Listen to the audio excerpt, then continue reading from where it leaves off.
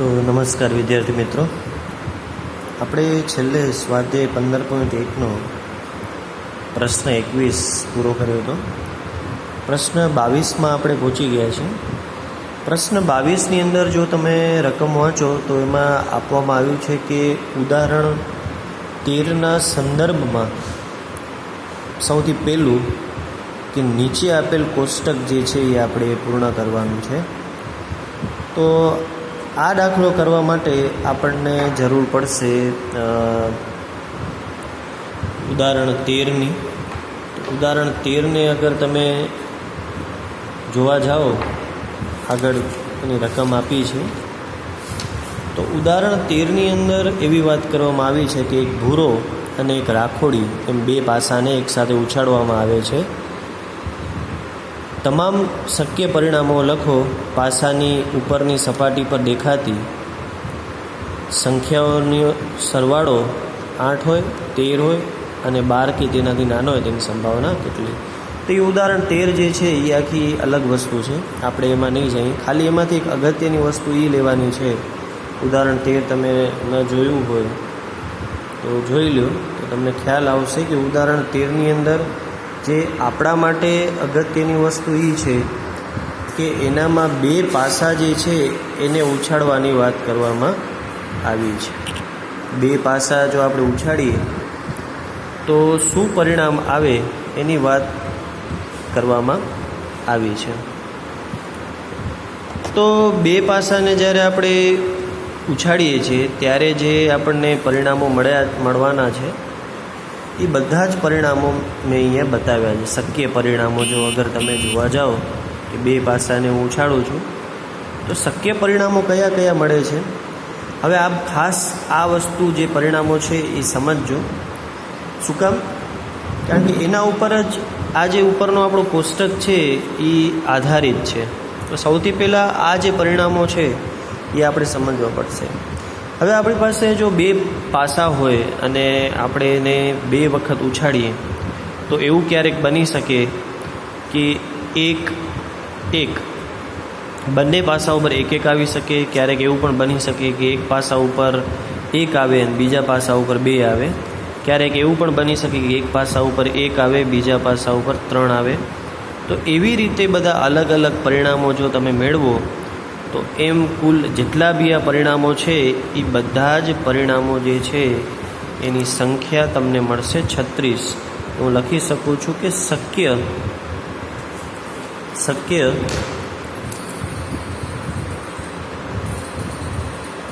પરિણામોની સંખ્યા જે છે એ 36 થાય. શક્ય પરિણામો જે છે એની સંખ્યા કેટલી થશે?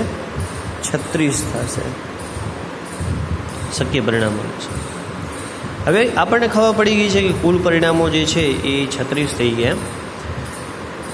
હવે આપણે આગળ વધીએ દાખલાની અંદર. તો સૌથી પહેલાં આપણે કોષ્ટક પૂરું કરવાનું છે એ ઉપર જોઈ લઈએ. ખાસ કરીને કે પાસા પર જે છે એ પાસા પર જે આપણે સરવાળો કરીએ છીએ, પાસા બે પાસા હોય એનો સરવાળો કરીએ તો સૌથી પહેલાં 2 આવે.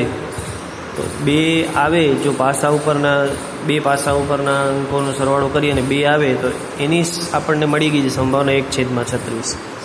એવી રીતે સરવાળો 3, 4, 5, 6, 7, 8 એમ કરીને જેટલા બી અહીંયા કોષ્ટક આપ્યા છે એ બધા કોષ્ટક માટેનું મેં કોષ્ટક અહીંયા બનાવ્યું છે. કઈ રીતે છે સમજજો બરાબર ધ્યાનથી. કે ધારો કે સરવાળો 2 આવે, પાસા પરના જે અંકો છે એનો સરવાળો 2 આવે એવી વસ્તુ જો આપણને જોવી હોય તો એના માટે તમારે શું કરવું પડશે કે તમારે સરવાળો 2 ચેક કરવા માટે જોવું પડશે કે આમાંથી કયા એવા પરિણામો છે કે જેમાં સરવાળો 2 આવે. જેમ કે આ પહેલું જ પરિણામ તમે જુઓ, એક પાસા ઉપર 1 છે, બીજા પાસા ઉપર 2 છે, 2નો સરવાળો કરો તો 2 આવે. તો ખબર પડી ગઈ કે આ પરિણામ જે છે એ અહીંયા લાગુ પડશે. તો 2 સરવાળો આવે એવા પરિણામ કયો છે તો કે 1, 1. તો એ એક જ પરિણામ મળ્યું છે એટલે આપણે લખ્યું કે પરિણામની સંખ્યા જે છે એ 1 છે. હવે આગળ જઈએ તો આગળ આપણને પાસાની અંદર કીધું છે કે 3 સરવાળો થવો જોઈએ. તો આપણે શક્ય પરિણામોને ચેક કરીએ. જુઓ 1 અને 2, આ બેનો સરવાળો 3 થાય.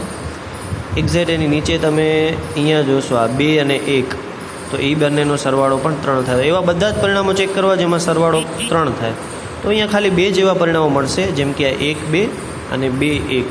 એનો સરવાળો કરશો તો તમને શું મળશે? 3 મળશે. એટલે મેં સરવાળો 3 થાય એવા પરિણામો લખી નાખ્યા છે. 1 2 2 1. ટોટલ કેટલા પરિણામો છે? 2 પરિણામો છે. એવી જ રીતે સરવાળો 4 થાય એવા કેટલા પરિણામો છે? તો સરવાળો 4 થાય એવા પરિણામો ચેક કરીએ. પહેલી લાઈનમાં આ રહ્યો 1 અને 3નો સરવાળો કરો તો 4 થાય. બીજા કોઈ આમાં નહીં આવે. હવે આ બીજી લાઈનમાં ચેક કરીએ. 2 અને 2નો સરવાળો કરો તો 4 થાય. હવે બીજા આમાંથી કોઈ નહીં આવે. એટલે એક પરિણામ આ મળ્યું, 1 4 લખી નાખ્યું. 1 3 મળ્યું તો લખી નાખ્યું. બીજું પરિણામ 2 2 મળ્યું છે, તો મેં અહીંયા 2 2 લખી 1 3 મળ્યું. પછી 3 1 પણ સીધું મળી જશે. એનું ઉલટું લેશો ને, આ રહ્યું જુઓ 3 1, એનો સરવાળો પણ 4 થાય. તો એ પણ મેં અહીંયા લખી નાખ્યું છે. એવી જ રીતે બીજું પરિણામ આવે છે 2 2, તો એ પણ મેં અહીંયા લખી નાખ્યું છે. 2 2 સરવાળો 4 થાય. તો એવા કુલ 1 2 3, તો 3 પરિણામો આપણને મળે છે. તો એની સંખ્યા આપણે લખી નાખી 3. એવી જ રીતે તમે આગળ જાઓ તો 5 માટે ગણવાના. 5 માટે કેટલા છે? સૌથી પહેલાં અહીંયા જો 1 4, 1 4 લીધો તો 4 1 પણ લઈ લેવાનો, એનો ઊંધો. તો થઈ ગયા. 1 ને 4 5 થાય, 4 ને 1 5 થાય. પછી બીજા પરિણામો કયા આવશે? 2 ને 3 5 થાય, આનો ઊંધો લઈ લો. 3 ને 2 પણ 5 થાય. તો એ બધા પરિણામો હું લખતો ગયો. 1 4 4 1 2 3 3 2, ટોટલ 4 પરિણામો મળ્યા, લખી નાખ્યા 4.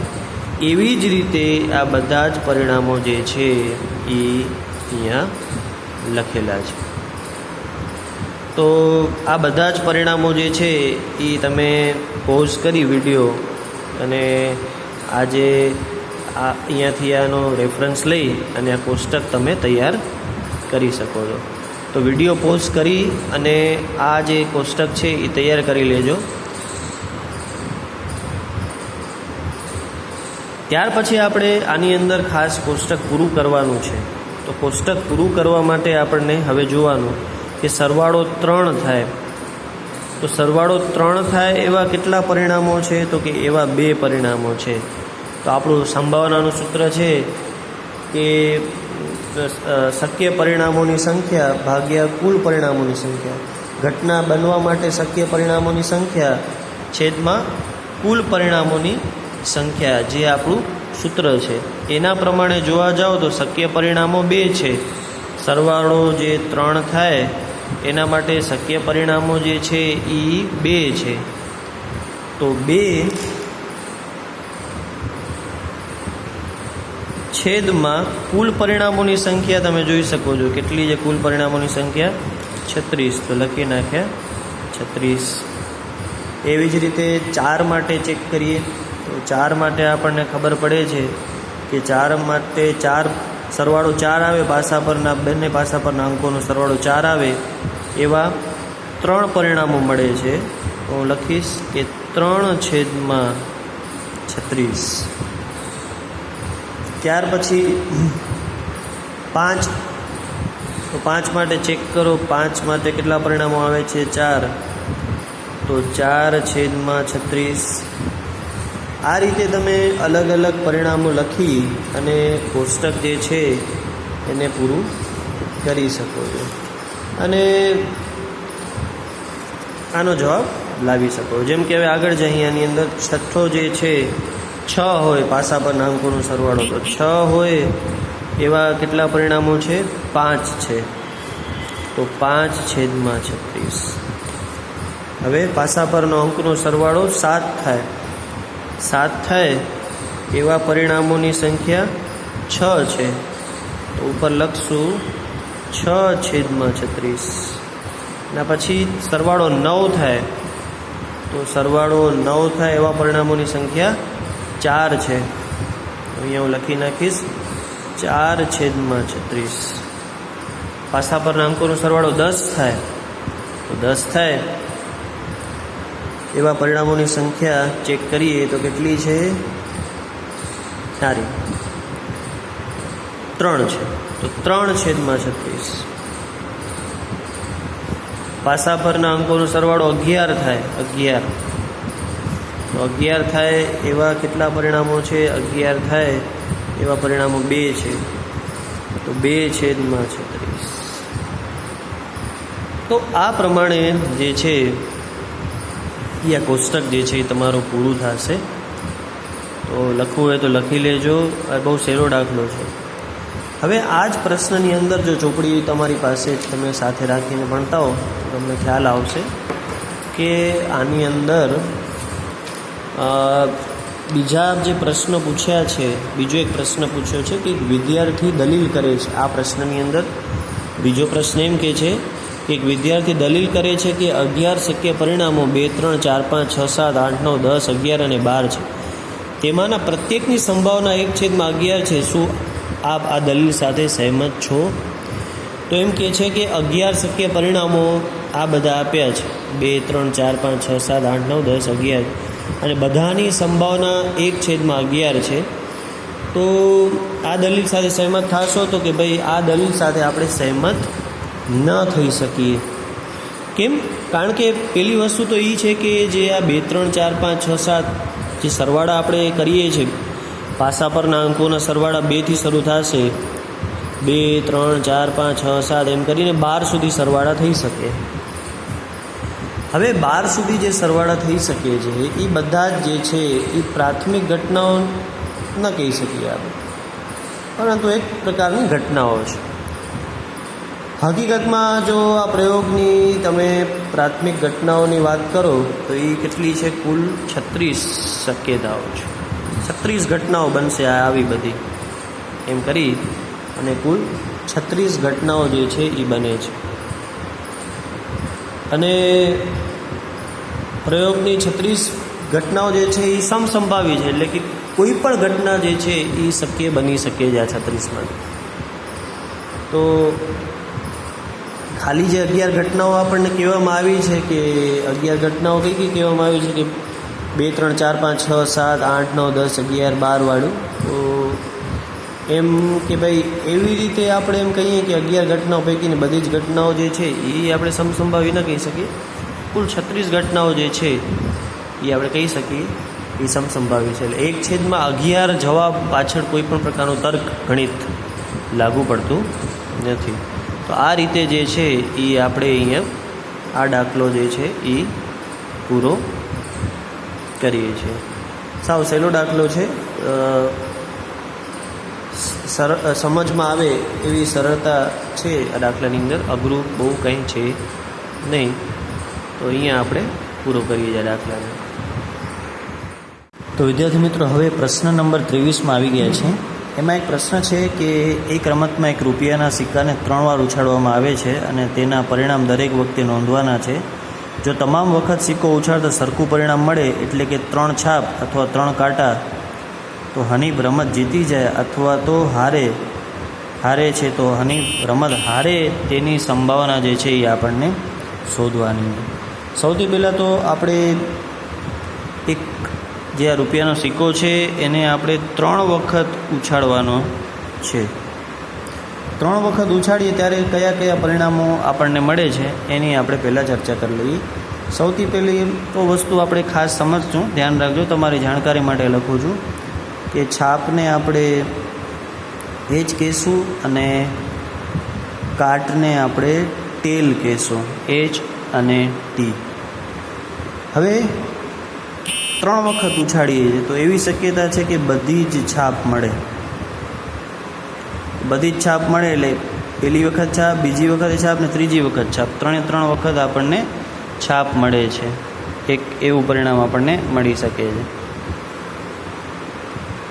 એવું પણ બની શકે કે બધી જ કાટ મળે, 3 વખત કાટ મળે આપણને. તો ટી એવું આવી શકે છે. તો આ એક પરિણામ, આ બીજું પરિણામ. હવે એવું બની શકે છે કે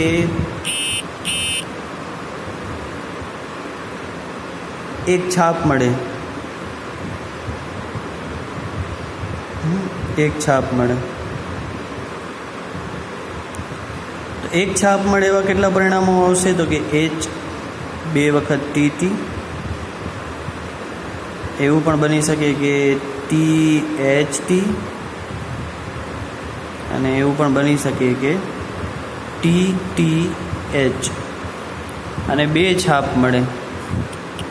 2 છાપ મળે એવા જેટલા બી પરિણામ છે એની આપણે ચર્ચા કરી લઈએ કે 2 છાપ મળે એવા કેટલા પરિણામો છે. 2 છાપ મળે એવા પરિણામો જે છે એ આવા પણ હોઈ શકે છે: HHT, HTH, THH. તો કુલ પરિણામો આપણે ચેક કરીએ. અહીંયા આ એક પરિણામ છે, અહીંયા પણ એક પરિણામ છે, આ 3 પરિણામ છે, આ 3 પરિણામ છે, 3 ને 3 6 ને 1 7 ને 1 8. તો કુલ જે છે એ 8 પરિણામો મળે છે. કુલ પરિણામોની સંખ્યા જે છે એ આપણને મળે છે 8.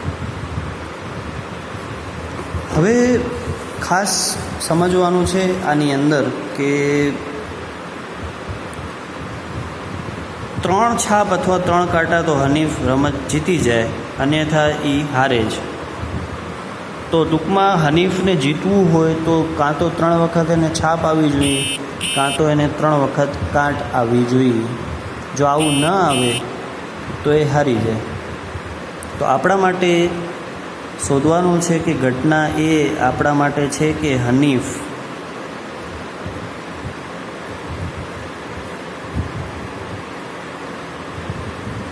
હનીફ રમત હારે. હનીફ જે છે એ રમત હારે છે. તો એની સંભાવના જે છે એ આપણને શોધવાની છે. સૌથી પહેલાં તો 3 વખત જો સરખું પરિણામ ન મળે એવા 6 પરિણામો છે. એટલે કે આ જે પરિણામો છે આપણી પાસે HTT, THT, TTH, HHT, HTH, THH. તો આ 6 પરિણામો એવા છે કે જેમાં 3 વખત છાપે નથી મળતી, 3 વખત કાટ પણ નથી મળતો.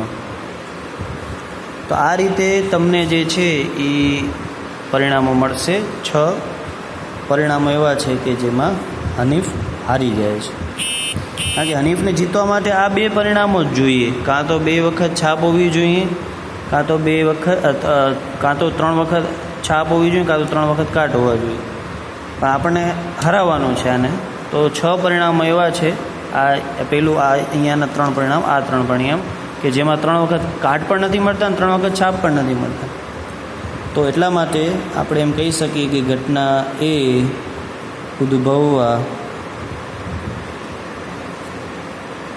ઉદ્ભવવા માટેના પરિણામોની સંખ્યા 6 છે. ઘટના જો એ ઉદ્ભવે તો એવા પરિણામોની સંખ્યા 6 છે. આ ઘટનાની સંભાવના, આ ઘટનાની